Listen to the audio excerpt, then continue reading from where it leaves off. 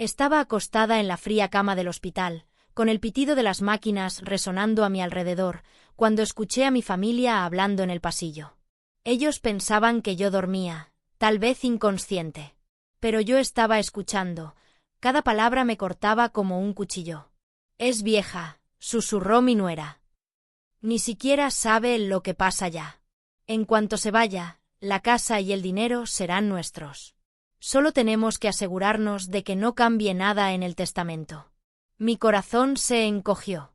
Apreté la manta tan fuerte que mis nudillos se pusieron blancos. ¿Cómo podían? Estas eran las personas a las que había amado, cuidado y por las que me sacrifiqué toda mi vida. Mi propio hijo, Marcos, permaneció en silencio, sin defenderme. Su silencio dolía más que sus palabras. Las lágrimas ardían en mis ojos, pero permanecí inmóvil, respirando con suavidad, fingiendo dormir. Ellos se rieron mientras se alejaban, dejando mi alma temblando de rabia. En ese momento supe lo que tenía que hacer. ¿Querían mi dinero con tantas ansias? Recibirían algo que nunca olvidarían. Soy Elena Martínez, una enfermera jubilada de 85 años que pasó su vida ayudando a los demás. Crié a Marcos sola después de que su padre muriera, trabajé turnos dobles, salté comida solo para asegurarme de que él tuviera todo. ¿Y ahora esto? Una traición, justo al final de mi vida. Cuando el médico entró más tarde para revisarme, le pedí privacidad. Esa noche, mirando el techo, hice un juramento. Reescribiría mi testamento. No solo lo reescribiría, lo diseñaría tan perfectamente que, cuando lo leyeran, los destruiría. Pero no podía apresurarme. Si sospechaban algo, intentarían detenerme. Así que actué como la abuela débil y frágil que ellos creían que era. Sonreí cuando me visitaban, les agradecí por su cuidado y fingí olvidar cosas. Por dentro, estaba tramando. Semanas después, llamé en secreto a mi abogado, el señor Herrera, un viejo amigo que me conocía desde joven. Vino al hospital disfrazado de consultor médico. Le susurré mis planes, y sus ojos se abrieron de sorpresa. «Elena, ¿estás segura?», preguntó suavemente. «Más que nunca», respondí, con la voz temblando, no de debilidad, sino de la ira que hervía en mí. «Ellos creen que heredarán todo. Pero no saben que les dejaré algo que les hará llorar sangre». El señor Herrera asintió, tomando notas. «Este testamento cambiará todo». Y así comenzamos a redactarlo. Un testamento que haría que el mundo se quedara sin aliento, y que mi familia avara lamentara cada palabra cruel que habían pronunciado. Pero mientras yo planeaba, mi familia se volvía más audaz. Empezaron a tratarme como si ya estuviera muerta. Mi nieta, Lucía, incluso se burló de mí una tarde, diciendo: «Abuela, ¿para qué sigues comiendo sano? No vas a estar mucho tiempo más». Forcé una sonrisa, pero por dentro gritaba. Cada insulto, cada mirada de desprecio alimentaba mi determinación. Una noche, sentada en mi silla de ruedas mirando la luz de la luna derramarse sobre el suelo, susurré para mí misma: «Ellos creen que soy impotente. Creen que soy débil. No tienen idea de con quién se están metiendo». El día finalmente llegó cuando firmé el Nuevo Testamento. El señor Herrera sonrió mientras sellaba los documentos. «Está hecho», dijo. Sentí una extraña calma. Mi corazón estaba en paz porque sabía que la justicia llegaría, no con gritos ni venganza en vida, sino con silencio y shock después de mi muerte. Pero no sabía que mi familia estaba planeando algo mucho más oscuro de lo que esperaba. Esa noche escuché susurros fuera de mi habitación del hospital. Las palabras «aceléralo» y «hazlo rápido» me helaron la sangre. ¿Estaban planeando acabar conmigo antes? Mis manos temblaron mientras agarraba el borde de la manta. Ellos no sabían lo que había hecho. No sabían que su codicia estaba a punto de destruirlos. Y justo cuando alcancé el botón para llamar a la enfermera, la puerta se abrió lentamente. La puerta se abrió lentamente y contuve la respiración. Por un momento, pensé que era la enfermera haciendo su ronda nocturna, pero no. Era Marcos. Mi propio hijo. Entró despacio, cerrando la puerta detrás de él. Su rostro estaba pálido, los ojos moviéndose nerviosos como si quisiera asegurarse de que nadie lo veía entrar. «Mamá», susurró mientras se acercaba a mi cama. Fingí estar medio dormida, con los ojos apenas abiertos. «¿Marcos?», dije con voz frágil. Forzó una sonrisa, pero en su mirada había algo que me heló el estómago. «¿Cómo te sientes?» «Sigo aquí», murmuré. «¿Por qué vienes tan tarde?», vaciló. «Solo quería verte». Su mano se deslizó al bolsillo. No pude ver lo que sostenía, pero mis instintos gritaban peligro. «Marcos», dije suavemente, «te noto nervioso». Apretó la mandíbula. «Has pasado por demasiado, mamá. Tal vez ha llegado el momento de dejar ir». Mi corazón se detuvo. Esas palabras confirmaron mis peores temores. Mi propia sangre estaba lista para acelerar mi muerte. Por dinero. Se inclinó, con la voz temblando. «Es lo mejor. No tendrás que sufrir más». Las lágrimas ardieron en mis ojos, pero me mantuve tranquila. Quería gritarle, decirle que lo sabía todo, pero me contuve. Si él pensaba que yo era débil, usaría eso en su contra. En ese instante, la puerta se abrió de golpe y entró una enfermera, sorprendida de verlo allí. Él retrocedió de inmediato, murmurando algo sobre que ya se iba. La enfermera frunció el ceño, pero no preguntó nada. Marcos salió sin mirarme. Esa noche no dormí. Me quedé despierta, mirando las sombras del techo, pensando lo profundo que había llegado su traición. Ya no era solo codicia. Era peligroso. A la mañana siguiente, llamé de nuevo al señor Herrera. «Tenemos que asegurarnos de que el testamento sea a prueba de todo», le dije. «Están tan desesperados que podrían matarme. No deben ver ni un céntimo de mi dinero». Él estuvo de acuerdo, añadiendo una última cláusula al documento que los destrozaría legalmente. Los días pasaron y yo actué más débil que nunca, dejándoles creer que ganaban. Pero también estaba preparando otra cosa: cartas, grabaciones, pruebas de su traición. Si me pasaba algo, el mundo sabría lo que habían hecho.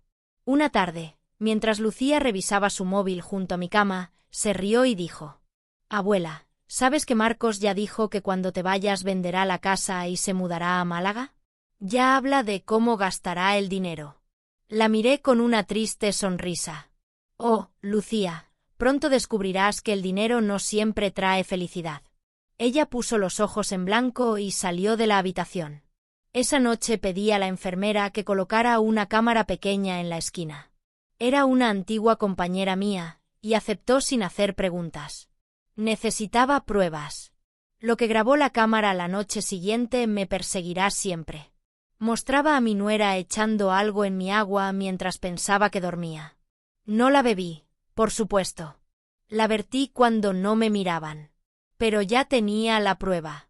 Guardé el vídeo en un dispositivo oculto y le di una copia al señor Herrera.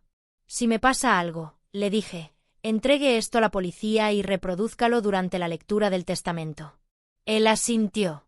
Cuanto más intentaban destruirme, más decidida estaba. Ya no planeaba solo una venganza en mi testamento, planeaba exponerlos ante el mundo. Pero su codicia crecía sin freno. La noche siguiente, mientras el sol se escondía, escuché a Marcos susurrando fuera de mi habitación. Esta vez no estaba solo. Su esposa estaba con él. «Tenemos que hacerlo esta noche», decía ella con voz urgente. «Si cambia el testamento, estamos perdidos». Mi corazón se aceleró. Estiré la mano hacia el botón de llamada, pero antes de presionarlo, la puerta se abrió de golpe. Marcos estaba allí, sosteniendo algo en la mano que brillaba bajo la tenue luz. Se acercó, su rostro frío. «Mamá, es hora». Me quedé helada. Las manos me temblaban, el aire me faltaba. Levantó su mano y... De repente, el pasillo se llenó de gritos. Las enfermeras irrumpieron, empujándolo hacia atrás. El objeto cayó al suelo. Era una jeringa. Marcos tartamudeó. «No es lo que parece». Pero yo lo sabía. Oh, sí, lo sabía. Mientras lo arrastraban fuera, gritó: «No puedes detenerme, mamá». Ese dinero es mío. Lo miré directamente a los ojos y susurré. Acabas de perderlo todo. Porque él no sabía que la jeringa, sus palabras y sus acciones habían quedado grabadas. Y cuando viera lo que había en mi testamento, desearía no haber nacido. El hospital se volvió un caos aquella noche. Marcos fue escoltado fuera por seguridad, y su esposa lo siguió gritando que todo era un malentendido. Yo me quedé sentada en la cama, temblando, con el corazón latiendo como un tambor.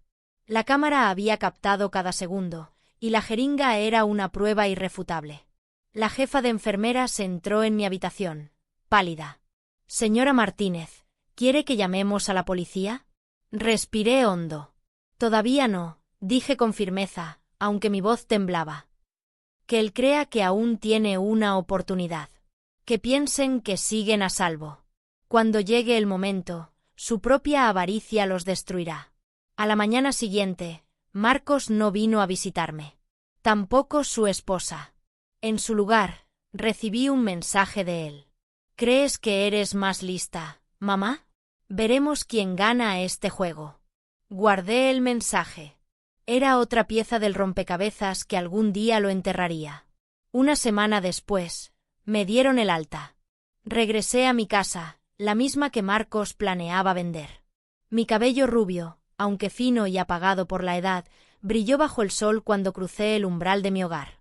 Ellos no sabían que yo ya había movido la mayor parte de mis bienes, dejando solo una carcasa vacía para que pelearan entre ellos. Dentro, el silencio me golpeó. Las fotos de Marcos de niño, de mi difunto esposo, de la vida que había entregado todo para construir, me apuñalaron el corazón. ¿Cómo pudo mi propio hijo convertirse en ese monstruo? Aún así, no había terminado. Llamé al señor Herrera y finalizamos el testamento, añadiendo los últimos toques. Todos mis bienes, ahorros, inversiones, la casa, irían a una fundación benéfica en nombre de mi difunto esposo. Marcos y su esposa recibirían solo €1 cada uno, junto con una carta explicando el porqué. Todas las pruebas, vídeos, grabaciones, mensajes, serían mostradas delante de todos en la lectura del testamento. Cuando el señor Herrera leyó mis condiciones, esbozó una leve sonrisa. «Elena, este testamento es despiadado. ¿Estás segura?» Miré por la ventana hacia el jardín que había plantado años atrás. «Sí. Ellos querían mi dinero. Van a ahogarse con su propia codicia». Durante los días siguientes, actué con normalidad. Horneé galletas, cuidé mis flores, incluso llamé a Marcos fingiendo que todo estaba bien. Sonaba frío, impaciente, siempre preguntando. «¿Ya has firmado algo?» «Sí, cariño», respondía dulcemente, mintiendo. «Todo está arreglado». No sabía lo que realmente había arreglado. Entonces todo se volvió aún más oscuro. Una tarde lluviosa, mientras tomaba té junto a la ventana, vi una sombra moverse por mi jardín. Mi corazón se aceleró. Me levanté despacio y miré hacia afuera. Allí estaba, Marcos, intentando colarse por la puerta trasera. Cogí el teléfono y marqué al 091, susurrando a la operadora. Pero antes de que llegara la policía, Marcos ya estaba dentro, con el cabello mojado pegado a su frente, los ojos desquiciados. «Mamá», dijo acercándose, «te lo estás poniendo difícil. Firma todo a mi nombre y esto termina». Me mantuve firme. «Marcos, ya has perdido. Aún no lo sabes». Su rostro se torció de ira. «¿Te crees lista? ¿Te crees que unos papeles estúpidos me van a detener?»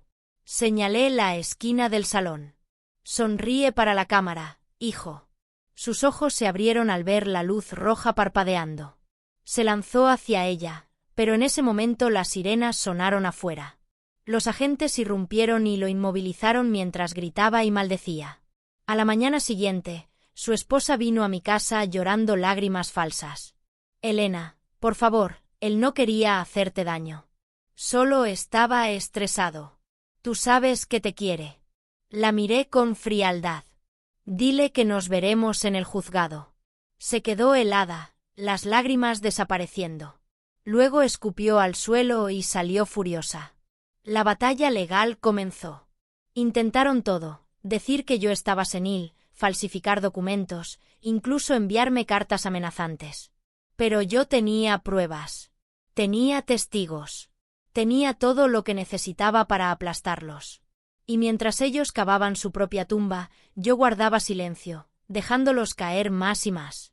Cuando finalmente llegó el día de la lectura del testamento, la sala estaba cargada de tensión. Marcos se sentó junto a su esposa, fulminándome con la mirada. El señor Herrera abrió el sobre y comenzó a leer. Según los deseos de Elena Martínez, empezó, con voz serena. Marcos se inclinó hacia adelante, esperando escuchar su nombre ligado a millones. Pero su mandíbula se desplomó cuando escuchó que todo se donaba a la caridad, que él y su esposa recibían solo €1 y que todas sus acciones habían sido grabadas y entregadas a las autoridades. Hubo jadeos en la sala cuando el vídeo se reprodujo. Marcos entrando en mi habitación del hospital con la jeringa en la mano, las amenazas de su esposa, las grabaciones de sus planes. Su rostro se puso blanco. Su esposa rompió a llorar. Me puse de pie, apoyada en mi bastón, y mi voz sonó clara y cortante. ¿Querías mi dinero? ¿Me traicionaste por él? Disfruta de tu euro. Antes de que pudiera reaccionar, el señor Herrera dijo: «Oh, hay una cláusula más». La última parte del testamento contenía algo tan devastador que el rostro de Marcos se deformó de horror. Y mientras la sala estallaba en caos, yo sonreí, porque el verdadero dolor de mi venganza apenas comenzaba. El caos en la oficina del abogado era casi dulce de presenciar. Marcos se levantó de golpe, tirando la silla al suelo. Su esposa se tapó el rostro mientras las lágrimas corrían por sus mejillas, pero no eran de dolor, sino de ira, miedo y humillación. «¿Qué es esto?», gritó Marcos, con la voz temblorosa. «No puedes hacerme esto, mamá. No puedes». El señor Herrera se acomodó las gafas y continuó leyendo con calma. Cláusula 24. Si Marcos Martínez o su esposa impugnan este testamento de cualquier forma, quedan legalmente despojados incluso del euro simbólico que se les ha dejado.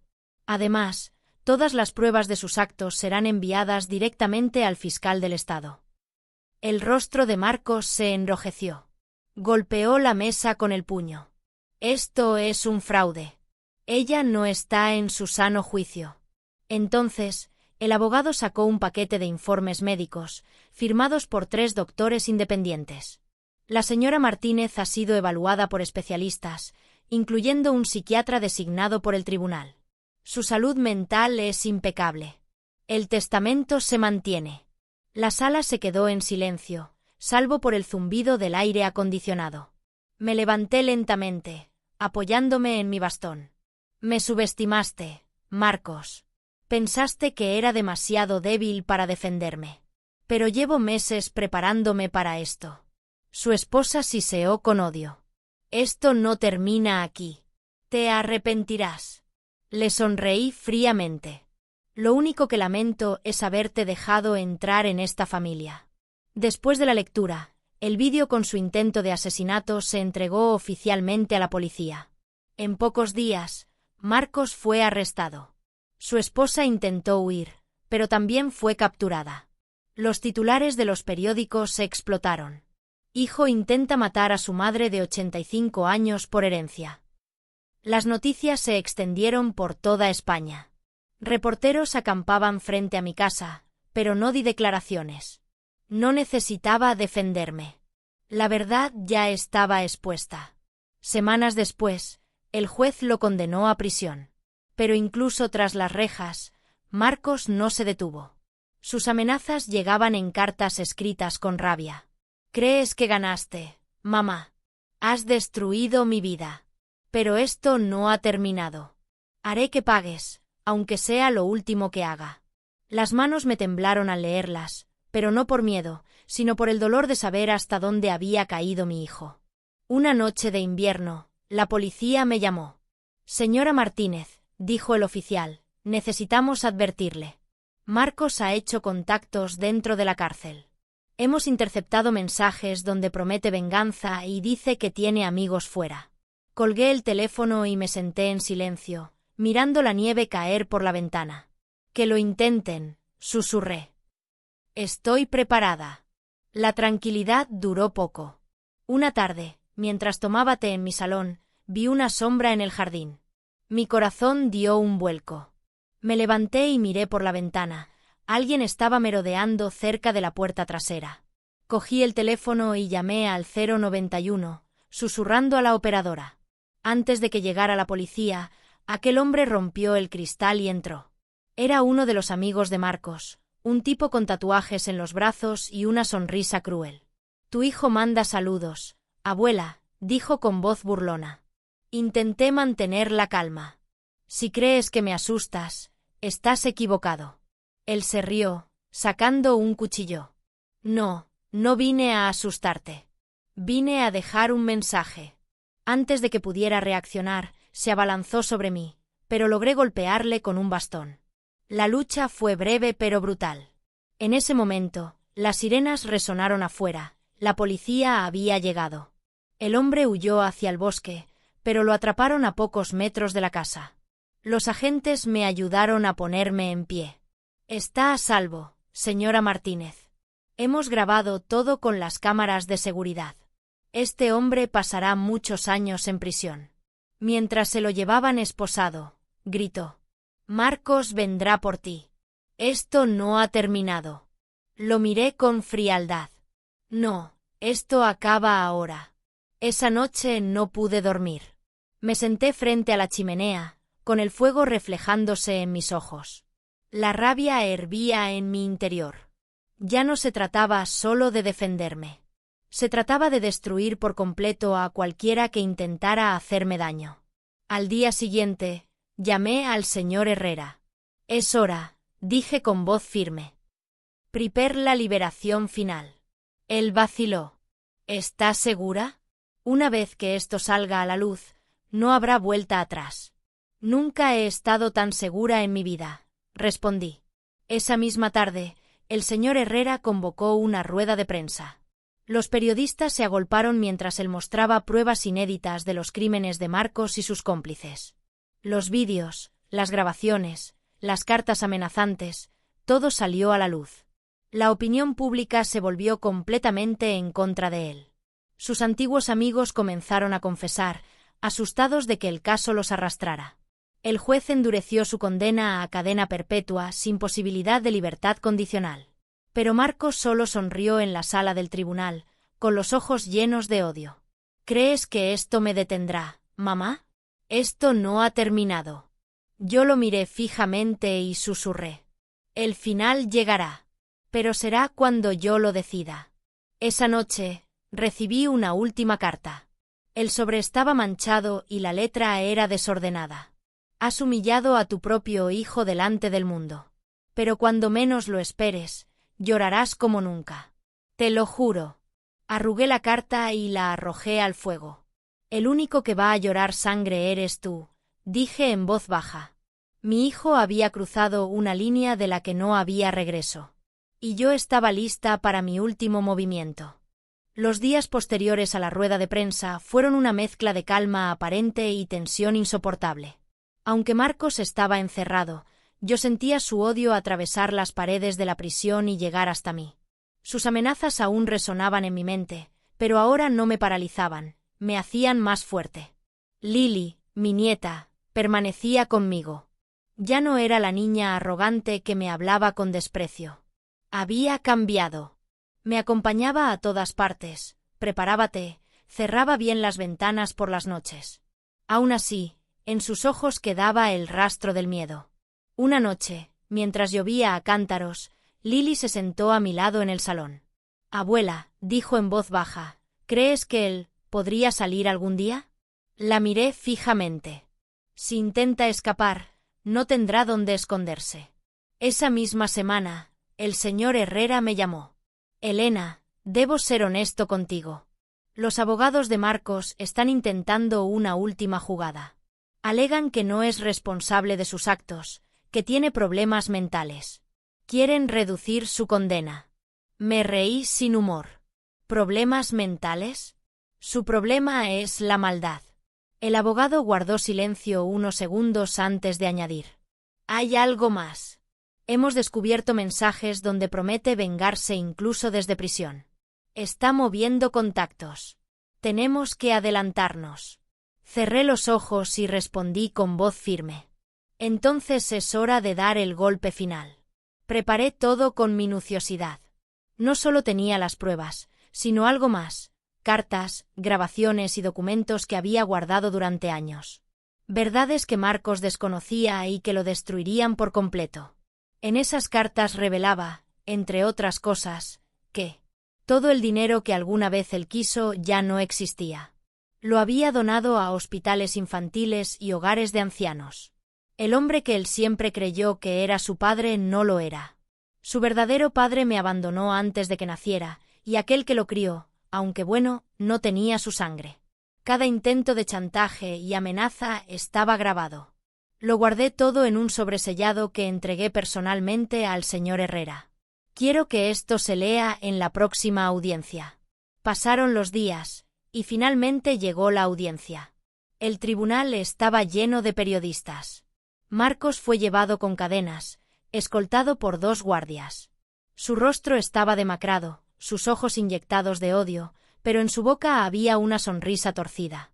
Cuando me vio, se inclinó hacia adelante y susurró con desprecio. ¿Lista para perder, mamá? Yo me enderecé. Hoy no pierdo nada, Marcos. Hoy tú pierdes lo último que te queda. El juez ordenó silencio y comenzó la sesión. Primero, el abogado defensor de Marcos intentó pintarlo como una víctima de su propia mente. Pero en cuanto el señor Herrera tomó la palabra, todo cambió. Señoría, dijo, la señora Martínez ha preparado una declaración y pruebas adicionales que demostrarán la verdadera naturaleza del acusado. Se reprodujeron grabaciones donde Marcos se jactaba de sus planes, donde hablaba de acelerar la muerte de su madre, donde prometía destruirme. Los murmullos llenaron la sala. Luego, el señor Herrera abrió el sobrefinal. Estas son palabras escritas por la propia Elena Martínez. Leyó en voz alta mi carta. Cada línea cortaba como un cuchillo. Marcos, al escuchar que no heredaría nada, que todo había sido donado, que su vida había sido construida sobre una mentira que él nunca imaginó, comenzó a respirar agitadamente. Cuando escuchó que el hombre que lo crió no era su padre biológico, gritó: «¡Mientes! Todo esto es mentira». Pero el juez pidió silencio. La verdad ya estaba ahí, y no había nada que pudiera hacer. La sentencia se confirmó: cadena perpetua sin posibilidad de libertad condicional en un módulo de aislamiento permanente. Marcos se levantó, gritando como un loco. «Te arrepentirás, mamá. Esto no ha terminado». Los guardias lo arrastraron mientras él se retorcía y escupía insultos. Yo lo miré con frialdad. «Se acabó, Marcos. Ya no eres mi hijo». Después de la audiencia, regresé a casa. Lily me esperaba con los ojos llorosos. «¿Terminó?», preguntó. La abracé. «Terminó, por ahora». Sin embargo, esa noche recibí una carta sin remitente. Dentro solo había unas pocas palabras, escritas con rabia. «Puedes pensar que has ganado. Pero yo siempre encontraré la forma de hacerte sufrir». La quemé en la chimenea, viendo cómo las llamas devoraban el papel. «El único que sufre eres tú, Marcos», susurré. «Y sufrirás hasta el último de tus días». El odio de mi hijo aún se sentía como una sombra, pero yo estaba decidida a vivir. Me mudé a una casa pequeña junto al mar, lejos de todo el ruido. Allí, las olas me daban paz y el aire salado limpiaba mis heridas. Pasaron los meses, pero sabía que la guerra no había terminado.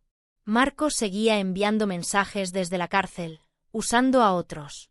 No me importaba, porque yo tenía mi siguiente movimiento listo. La casa junto al mar me dio paz solo durante unas semanas. El sonido de las olas al amanecer y el olor salado del viento me hacían sentir viva de nuevo. Pero aquella calma era engañosa, porque yo sabía que Marcos no se rendiría. Su odio era un veneno que no desaparecía, y aunque estaba encerrado, seguía moviendo hilos desde las sombras. Una tarde, mientras leía en la terraza, llegó un mensajero con un sobre. No tenía remitente. Lo abrí con cautela. Dentro había una simple nota. Disfruta del sol, mamá. Es el último que verás. El papel tembló en mis manos, no por miedo, sino por la certeza de que la guerra aún estaba viva. Llamé de inmediato al señor Herrera. Han vuelto a localizarme, le dije con voz fría. Elena, debes irte de allí. Marcos tiene contactos peligrosos. Me quedé mirando el horizonte, el mar golpeando con fuerza. No me voy a esconder. No más. Si vienen, estaré lista. Esa noche, reforcé todas las cerraduras, instalé más cámaras y cargué el viejo rifle de mi difunto esposo. Lily, que había regresado para quedarse conmigo unos días, me miró con los ojos llenos de preocupación. Abuela, no deberías estar sola. Esto es demasiado peligroso. Le sonreí con ternura, pero con firmeza. Cariño, llevo 85 años enfrentando tempestades. Esta es solo otra. Los días pasaron tranquilos, hasta que una noche de tormenta todo cambió. El viento golpeaba las ventanas y la lluvia caía como agujas. Yo estaba en la cocina, preparando té, cuando escuché un ruido en el patio. Me acerqué despacio, con el corazón martilleando. La cámara de seguridad mostraba una figura moviéndose entre los árboles, apenas visible bajo la lluvia. Agarré el rifle y grité. ¿Quién está ahí? Tengo un arma. La figura se detuvo y, tras unos segundos, una voz masculina respondió, burlona. Tranquila, abuela. Solo vine a charlar.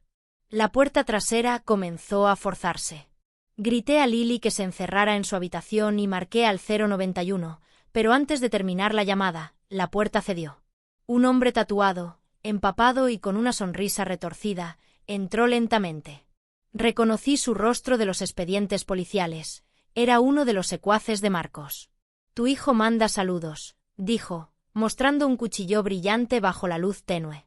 Apunté con el rifle, mis manos firmes a pesar del temblor interior. Dile que no me asusta. El hombre se rió, avanzando. No vine a asustarte, vine a dejarte un mensaje. Él dice que esta vez no escaparás. En ese momento, la sirena de la policía resonó a lo lejos. El intruso maldijo, pero no se detuvo. Se abalanzó hacia mí, y disparé. El estruendo llenó la casa. El impacto no lo mató, pero lo tiró al suelo, gritando de dolor. Los agentes irrumpieron segundos después, esposándolo mientras él escupía insultos. No es el final. Marcos vendrá por ti. Lo vi retorcerse mientras lo subían al coche patrulla. Dile que le espero, respondí con voz helada. Después del ataque, la policía me ofreció protección constante. El oficial al mando me dijo: Señora Martínez, este hombre confesó que Marcos le pagó para matarla. Pero también dijo algo más: si falla, hay otros esperando su turno. Asentí lentamente. Entonces hay que terminar esto cuanto antes. Al día siguiente, volví a llamar al señor Herrera. Ha llegado el momento, le dije. Prepare la última liberación de pruebas. Vamos a destruir todo lo que le queda. ¿Estás segura, Elena? Preguntó él, aunque conocía mi respuesta. Nunca he estado tan segura en mi vida. Esa misma tarde, Herrera presentó nuevas pruebas a la fiscalía. Documentos que demostraban que Marcos había sobornado a guardias, grabaciones donde ordenaba más ataques, mensajes donde prometía acabar conmigo desde dentro de la cárcel. La evidencia era tan demoledora que el juez no tuvo más remedio que endurecer aún más su condena. Sin embargo, el odio de Marcos no se apagó. Me lo demostraron las cartas que comenzaron a llegar, todas llenas de amenazas y promesas de venganza. Una de ellas decía: puedes destruir mi cuerpo, pero no mi sombra. Siempre estaré cerca. Aquella noche, mientras Lily dormía, me senté junto al fuego. La llama bailaba, iluminando las paredes. No había miedo en mí, solo determinación. Miré el sobre que aún no había abierto, el último que Herrera me entregó. Dentro estaba el documento que revelaba la verdad definitiva, el golpe final que lo haría derrumbarse para siempre. Esperaré el momento adecuado, susurré. En ese instante, mi móvil vibró. Era un mensaje de un número desconocido. Corre, mamá. Esta vez no habrá sirenas que te salven. Junto al texto, una foto, yo, sentada en ese mismo sillón, tomada desde afuera de la ventana. Me levanté despacio, con el rifle en mano, y me acerqué a la cortina. Afuera, bajo la lluvia, una silueta me observaba. Esta vez, no corrí. Sonreí con frialdad. Que venga. Estoy lista. La lluvia golpeaba con fuerza el cristal mientras yo mantenía el rifle apuntando hacia la oscuridad. La silueta permanecía allí, inmóvil, como un espectro. Mi respiración era lenta, calculada, pero mi corazón latía con furia. De pronto, la figura dio un paso adelante, iluminada por un relámpago. No era Marcos, pero su presencia desprendía el mismo odio. Era otro de sus hombres. «Buenas noches, abuela», dijo con voz ronca. «Marcos me envía para terminar lo que otros no pudieron». Tragué saliva sin bajar el arma. «No sabes en lo que te estás metiendo». Él rió. «¿Una anciana y su escopeta? No me hagas reír. Esto será rápido». En ese instante, escuché pasos detrás de mí. Giré bruscamente, el dedo en el gatillo, pero era Lily, con los ojos abiertos de terror. «¡Abuela!», gritó. «Viene otro por la parte trasera». Mi sangre se congeló. No era uno, eran dos. Sin pensarlo, empujé a Lily hacia el pasillo. «Enciérrate en tu habitación y llama a la policía. Ahora». Ella corrió mientras yo me posicionaba en el centro del salón, apuntando hacia la puerta trasera que comenzó a forzarse. La silueta del primer hombre seguía fuera, esperando. El segundo intentaba entrar por detrás. El sonido de madera rompiéndose llenó la casa. «Vamos, vieja», gritó el de afuera. «Hazlo fácil y abre». «Nunca», respondí, mi voz temblando de rabia. La puerta se abrió de golpe y el intruso entró corriendo. Disparé. El estruendo sacudió las paredes, y el hombre cayó al suelo, gimiendo de dolor, pero no muerto. El otro aprovechó para romper la ventana y saltar hacia adentro. La lucha fue brutal. Me golpeó con el brazo, haciendo que el rifle se me cayera. Sentí el dolor en las costillas, pero no cedí. Cogí el bastón y lo golpeé en la cabeza con todas mis fuerzas. No subestimes a una mujer que ha sobrevivido 85 inviernos. Grité. El hombre cayó hacia atrás, aturdido. En ese momento, las sirenas comenzaron a acercarse. La policía irrumpió, armas en mano, y redujo a los dos atacantes en segundos. Uno de los agentes me ayudó a sentarme, mientras Lily bajaba corriendo las escaleras, llorando. «Abuela», sollozó. «¿Estás bien?». La abracé con fuerza. «Estoy bien, cariño.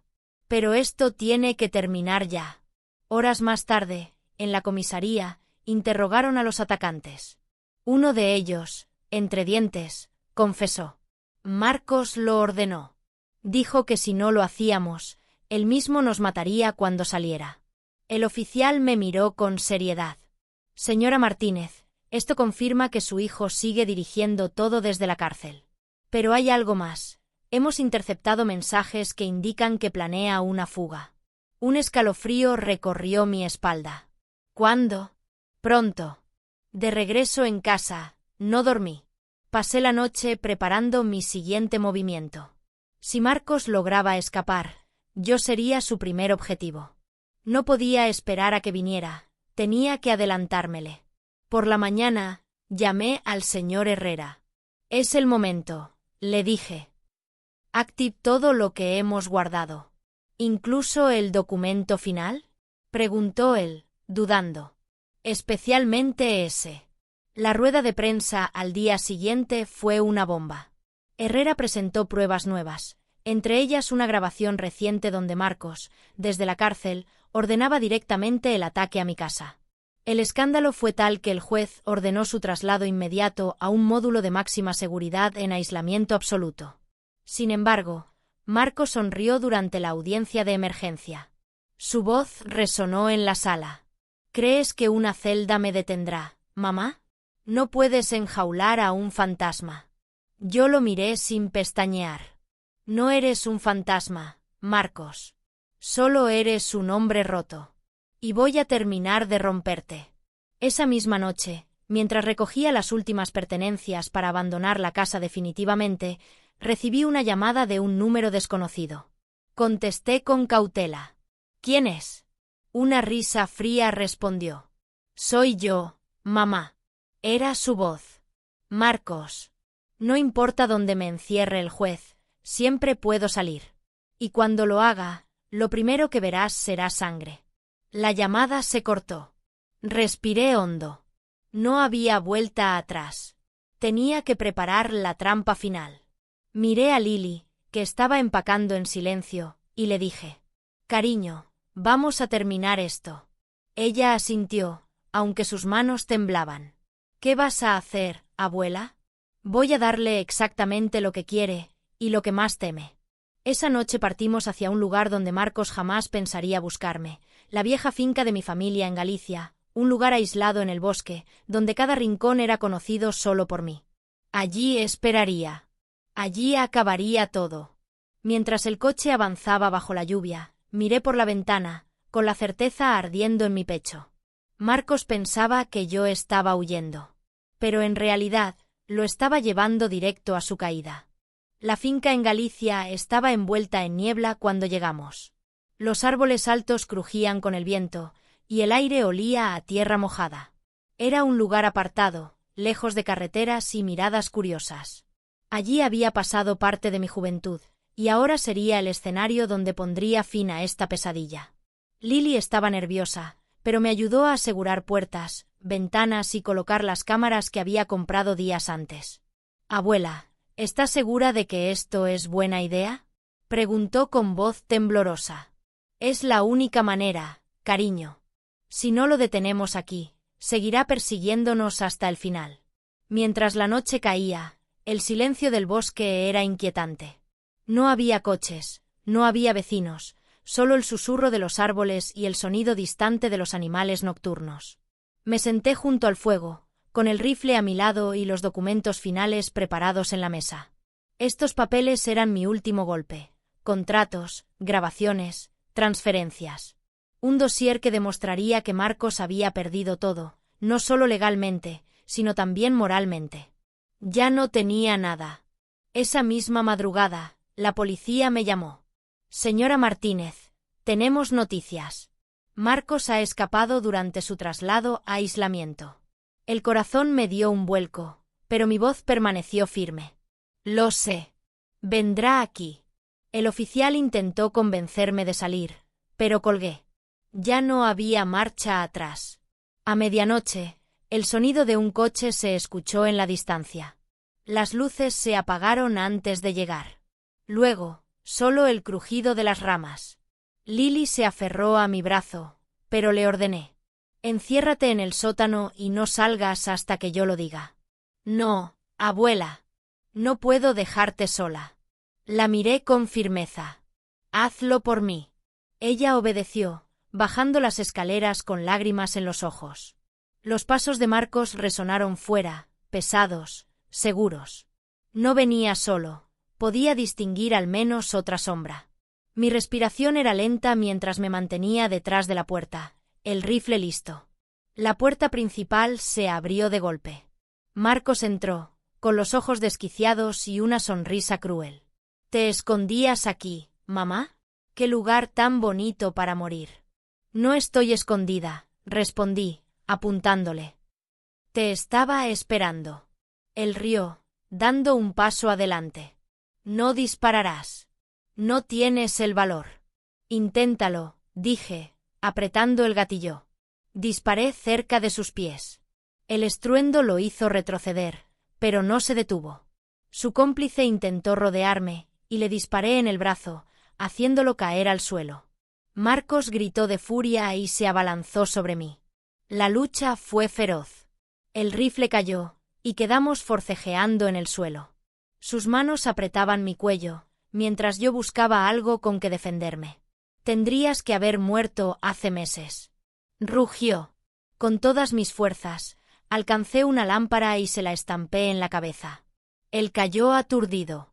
En ese momento, las sirenas de la Guardia Civil retumbaron en el bosque. Los agentes irrumpieron, reduciendo a Marcos mientras él gritaba como un animal enjaulado. «No puedes hacerme esto. Soy tu hijo». Lo miré, jadeando, con las lágrimas mezclándose con el sudor. «No eres mi hijo. El niño que crié murió hace mucho». Mientras lo arrastraban hacia el coche policial, me lanzó una última mirada de odio. «Esto no ha terminado. Algún día». «Se acabó, Marcos», le interrumpí con voz cortante. «Y esta vez, para siempre». El juez dictó una nueva sentencia. Cadena perpetua en régimen de aislamiento total, sin visitas ni comunicación exterior. Sus cómplices recibieron largas condenas. Esta vez no habría escapatoria. Semanas después, Lily y yo regresamos a la casa del mar. El sol brillaba y el aire era limpio. Por primera vez en mucho tiempo, sentí que el peso se había levantado de mis hombros. Mientras caminábamos por la orilla, Lily me preguntó: «¿Ya terminó todo, abuela?» Sonreí suavemente. «Sí, cariño. Por fin terminó». La última carta que recibí no contenía amenazas. Era de la prisión, escrita con letra temblorosa. «No puedo dormir. Cada vez que cierro los ojos, veo tu rostro mirándome con odio. Has ganado. Ya no me queda nada. Adiós». No respondí. La quemé y dejé que el viento se llevara las cenizas. Me quedé mirando el horizonte, con el sol acariciando mi rostro. Había sobrevivido a la traición, al dolor y a la oscuridad. Mi hijo lloró sangre, y yo, finalmente vivía en paz.